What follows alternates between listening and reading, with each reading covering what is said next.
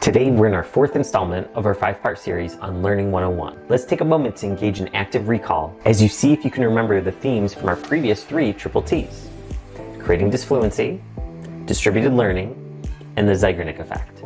Now we're going to discuss varied practice. Let's contrast 2 forms of practice, block practice and varied practice, by looking at a study that was done with kids and beanbags.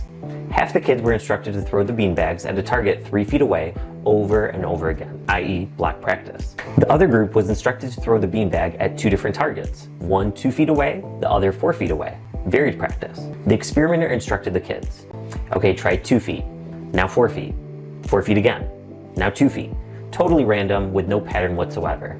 The block practice group looked like they were mastering the skill more than the varied practice group. Then the 2 groups were tested on how well they could throw a beanbag at a target 3 feet away. Now keep in mind, the block practice group had just been practicing throwing beanbags exclusively at a 3-foot target. The varied practice group did not practice throwing at a 3-foot target even once.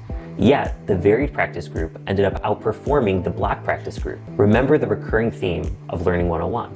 Creating disfluency through desirable difficulties. The part that's most difficult in making the jump from the comfortable, very common block practice approach to the varied practice approach is that when we do block practice, we genuinely believe we're getting it. But remember, that's just the very deceptive fluency illusion playing its tricks on us. I get this all the time from parents regarding their children. They say they get it, but then they're failing the tests.